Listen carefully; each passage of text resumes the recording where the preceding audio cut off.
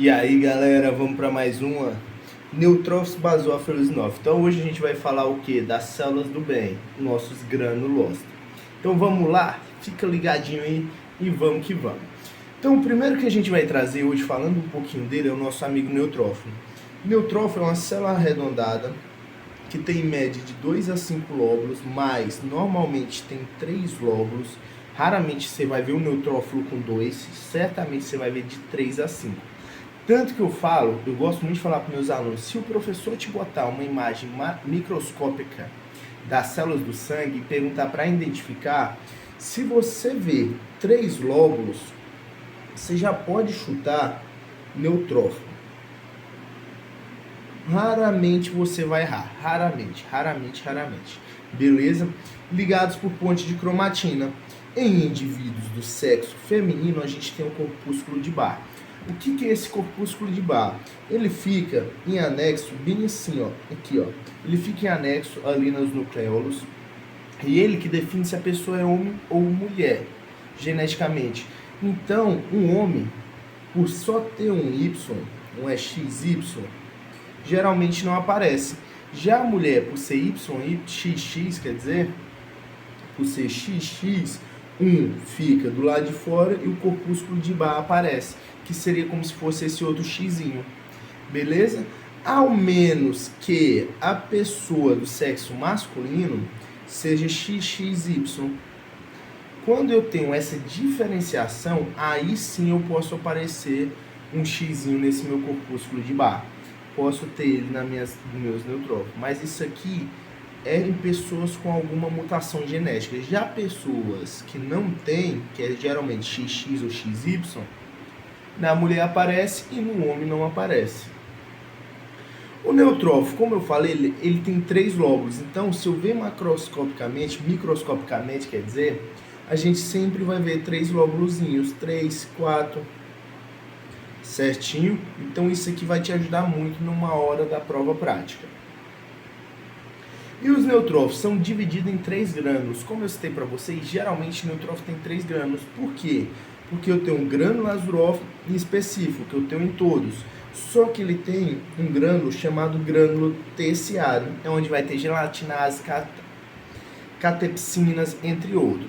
O neutrófilo, além disso tudo, quando eu tenho uma infecção bacteriana, ele geralmente é o primeiro a chegar nessa infecção. Então, se a bactéria invadir e ver que é uma bactéria que não é para estar ali, ele vai ser o primeiro a ser recrutado para destruir essa bactéria, através de um processo chamado explosão respiratória. Beleza? Então, se na sua prova tiver uma pergunta assim, ó, qual é a primeira célula a ser recrutada numa infecção bacteriana? Lembre, neutrófilo. Bacana? Não esqueça disso, para não errar. Então, como que o neutrófilo vai para isso? Como que ele vai para o local? Pensa comigo, ele está no vaso sanguíneo. Então, ele aqui, ele está no lúmen do vaso sanguíneo. E aí, professor, como que ele vai para esse local de infecção, para esse local onde está essa bactéria? Ele vai através de uma coisa que a gente chama de apedese. A nossa meta não é aprofundar tanto na diapedese, mas a diapedese é o quê? A célula está ali passando tranquilamente, chega um estímulo que vai fazer uma ligação da selectina através de quimiocina, que a gente falou de um estímulo, ativar elas. Ela está com a baixa afinidade virando uma com alta afinidade. Então essa célula que estava ali passando começa a fazer uma coisa que a gente chama de rolamento. Então ela vai rolando. Ativou, ela vai e passa através do capilar sanguíneo, através da parede do vaso sanguíneo. Então ela passa, vai para o tecido e lá combate essa bactéria. Geralmente com explosão respiratória ou explosão respiratória. Tinha outro nome, eu esqueci agora. Então geralmente por explosão respiratória. Como que é essa explosão respiratória? Ela meio que se mata. Então ela vai lá, engloba essa bactéria. Outra coisa muito importante que é o neutrófilo, ele não trabalha como fagócito na via sanguínea. Ele não faz fagocitose no sangue, não faz fagocitose no sangue. Ele faz nos tecidos. Então ele vai lá, engloba a bactéria, englobando a bactéria, lançando seus pseudóptes, ele engloba a bactéria e explode. Ele se auto-suicida. Então ele vai lá e se mata. Tanto que após ele se matar, em regiões onde acontece isso, cria-se pus.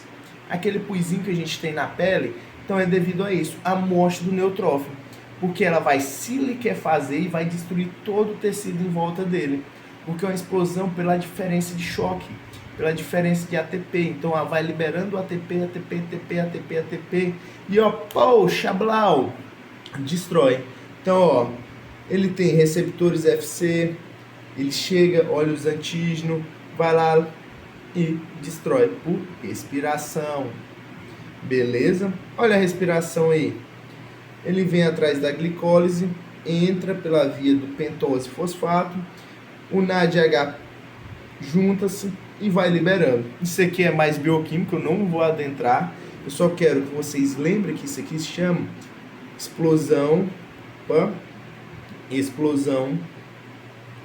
respiratória. Depois vocês entram aí e vejam como que acontece isso em algum canal de bioquímica, porque não é meu forte ainda, bioquímica. Então, beleza. Aplicações médicas. Deficiência hereditária no NADPH vai fazer o que? Uma doença granulomatosa crônica. Porque esse NADPH é ele que vai agir ali na explosão respiratória. Então imagina se eu tenho uma deficiência dele. Se eu tenho uma deficiência dele, eu não vou conseguir fazer aquela explosão. Ou se eu faço, vai estar com uma baixa eficácia. E acaba que aquela bactéria não vai morrer e não vai destruir. Então a gente tem granulomatosa crônica. Beleza? Falando do eosinófilo, o eosinófilo, toda vez que eu remato ele, eu estou falando de parasitário. Então, é na hora que eu ver que eu tenho muito eosinófilo no nosso sangue, significa que eu estou tendo uma doença parasitária. O eosinófilo, ele é um agente que no sangue a gente vê ele bilobulado. Então a gente vai ver 2 lóbulos, geralmente pode ter 3, mas pode ver 2. Só que o eosinófilo, eu quero que vocês fiquem atentos a esse IgG e esse IgE. Lembrando que IgE, ele é da parte alérgica. Então por isso que é tão difícil criar-se uma vacina contra parasita, devido a essas reações anafiláticas, reações alérgicas que pode acontecer devido ao eosinófilo ter na parede da membrana dele IgE. Beleza? E também se liga ao nosso complemento, sistema complemento, que é um sistema de defesa muito importante, que a gente não cita aqui na histologia propriamente dita, mas pra frente na imuno vocês vão ver melhor esse sistema complemento. Tranquilo? Olha aí o que eu falei para vocês, bilobulado.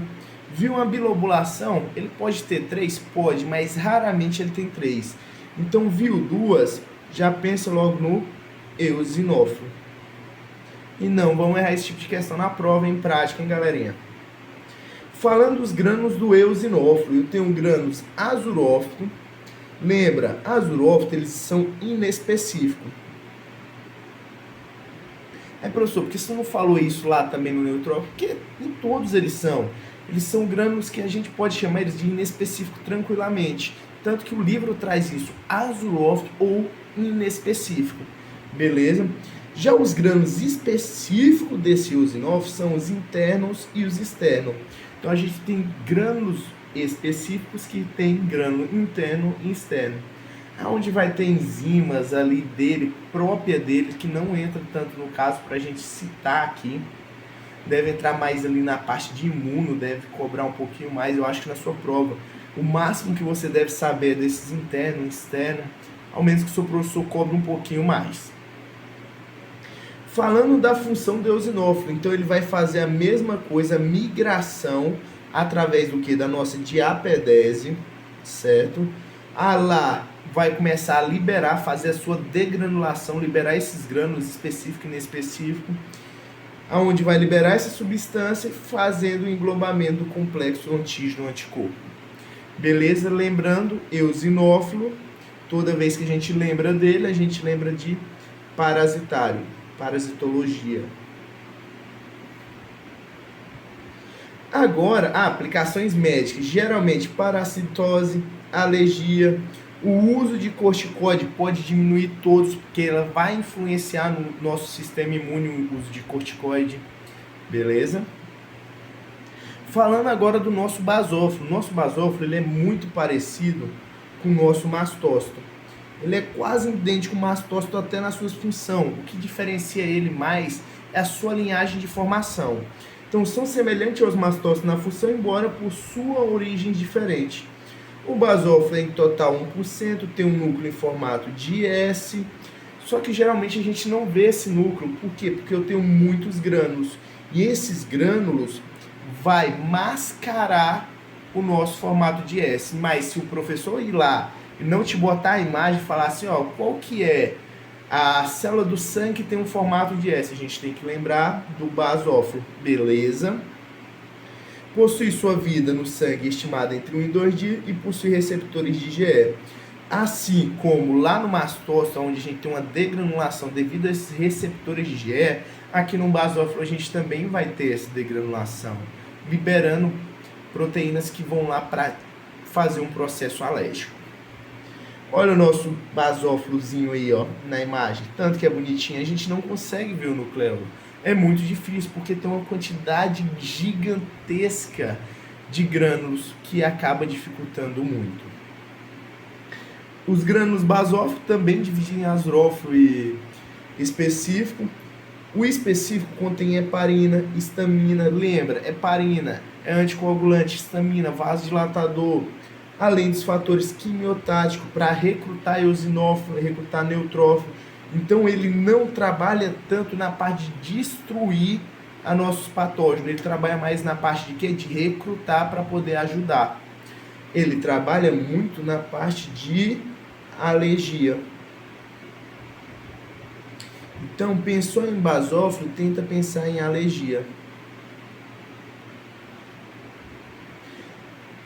Em resposta a alguns antígenos, plasmócitos produzem IgE, as moléculas de IgE ficam aderidas aos receptores desse basófilo sem nenhum efeito. No próximo contato com os mesmos antígenos, esses ligarão as moléculas de IgE. Então pense, num segundo contato, ela vai lá, vai ligar o antígeno no anticorpo e vai fazer o que? Secretar, ocorrer degranulação. Só que a degranulação é a liberação de quê?